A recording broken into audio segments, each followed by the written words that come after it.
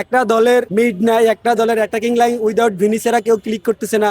ডিফেন্সের অবস্থা খুবই বাজে। আর্জেন্টিনার যে পরিমাণে ক্রিঞ্জ সমর্থক রয়েছে, যেটা আসলে ছাত্রলীগের থেকে ওরা ভয়ঙ্কর। এটা আসলে আমাদের কাছে অনেক জামাত শিবিরের পলিটিক্সের মতো মনে হয়। আসলে আর্জেন্টিনার সাপোর্টার হিসেবে এখানে মেসি ছাড়া ইন্ডিভিজুয়ালি অন্যান্য যে প্লেয়ার ছিল তাদের পারফরমেন্স আহামরি খুব ভালো ছিল না। টিম হিসেবে মেসির সাপোর্টে অনেক ভালো খেলা গেছে, কিন্তু শুধুমাত্র একক পারফরমেন্স দিয়ে আমরা আসলে বিশ্বকাপের সম্পূর্ণ ম্যাচগুলো সব ম্যাচগুলো আমরা জিততে পারবো না। তো এই ক্ষেত্রে আসলে মেসির পারফরমেন্সের পাশাপাশি ইন্ডিভিজুয়ালি আমাদের অন্যান্য প্লেয়ার যারা তাদের আসলে আমাদের ভালো পারফর্ম করা উচিত। দেখেন, আমি আজকে টিএসসি যে খেলা দেখানো হয়েছে, আমি এটা আয়োজক হিসাবে আমি সারা রাত জেগেছি। আর্জেন্টিনার খেলা দেখে সারা রাত খেলা দেখবো বলে সারা রাত জাগছি, বিষয়টা তা না। আর একটা বিষয় হচ্ছে, আপনি যাকে প্রশ্ন করছেন যে আপনি সারা রাত জেগে খেলা দেখছেন কিনা, দেখেন আর্জেন্টিনার খেলাটা ছিল সকাল 7টায়। তো 7টায় খেলা দেখার জন্য আসলে কেউ সারা রাত জাগে না। আপনার প্রথম প্রশ্নটা ভুল হয়েছে। তো আমি আশা করি যে আর্জেন্টিনার বন্ধু জিনিসটা বুঝবে, যে সে আসলে আপনার ধরে দেওয়া উচিত ছিল যে সে সারা রাত জাগেনি, সে সারা রাত ঘুমাইছে। আমি সকালবেলা সে খেলা দেখছি।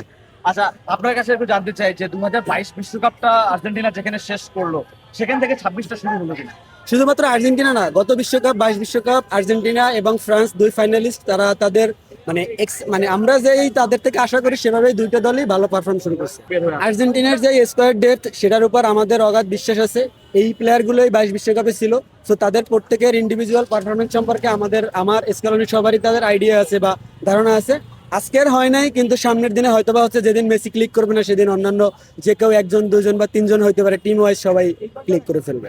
আসলে আর্জেন্টিনার যে পরিমাণে ক্রিঞ্জ সমর্থক রয়েছে এবং সারা দেশে আর্জেন্টিনার যে সমর্থকরা যে পরিমাণে উগ্র, আসলে এদের সাথে কথা বলাটাই আসলে এটা বৃথা। এবং আর্জেন্টিনার সমর্থকরা সবসময় তাদের জার্মানির এবং বিভিন্ন দলের সফলতাকে সবসময় প্রতিপক্ষের ঘায়েল করার একটা চেষ্টা করে। তো আমরা এটা দেখেছি। তো আজকে আর্জেন্টিনার ফলাফল পরে আসলেই আমার ব্রাজিলের সমর্থক তারা আরো তীব্রভাবে, আমি মনে করি আরো তীব্রভাবে তারা আক্রমণ করবে এবং তারা আরো হিংস্র হয়ে উঠবে, এবং যেটা আসলে ছাত্রলীগের থেকে ওরা ভয়ঙ্কর। দেখেন, আমরা ব্রাজিলকে একসময় আমাদের সমকক্ষ মনে করতাম বা আমাদের প্রতিদ্বন্দ্বী মনে করতাম। দেখেন, আমরা ল্যাটিন আমেরিকার যে কোপা আমেরিকা টুর্নামেন্টটা, সেখানেও আমরা ব্রাজিলকে হারাচ্ছি। তাদেরকে হারাই আমরা হচ্ছে চ্যাম্পিয়ন হচ্ছি। তো ব্রাজিলের সাথে আমাদের এই ধরনের খেলার কোনো ধরনের কোনো কম্পিটিশন এখন আর হচ্ছে না। এক সময় ছিল আর্জেন্টিনা ব্রাজিল ফুটবল, কিন্তু ল্যাটিন থেকে আসলে হচ্ছে ব্রাজিল এখান থেকে হারাই গেছে। তো তাদের সাথে মূলত আমাদের আসলে ফুটবল নিয়ে এখন আর এই যুদ্ধ বা এই কোনো কিছু যুক্তি দরকার আমাদের সাথে কাজ করে না। গত ম্যাচে যেখানে তাদের জেতা দরকার ছিল, উচিত ছিল, বিশ্বকাপের ফার্স্ট ম্যাচ যেই পারফরমেন্স তাদের থেকে আমরা তাদের প্রতিদ্বন্দ্বী প্রত্যাশা করছিলাম, তাদের থেকে যে পারফরমেন্স প্রত্যাশা করছি সেটা তারা করতে পারে নাই। একটা দলের মিড নাই, একটা দলের অ্যাটাকিং লাইন উইদাউট ভিনিসিয়াস কেউ ক্লিক করতেছে না। ডিফেন্সের অবস্থা খুবই বাজে। সো এইরকমের একটা টিম নিয়ে তারা যে এখনো উচ্চ আশা দেখতেছে, এটা আসলে আমাদের কাছে অনেক জামাত শিবিরের পলিটিক্সের মতো মনে হয়েছে। ওনারা বলছে যে ব্রাজিল এই দলটা নিয়ে আপনারা এখন উচ্চাসা করছেন, আপনারা কি আসলে উচ্চাসা রাখছেন প্রথম ম্যাচটা থেকে অন্তত?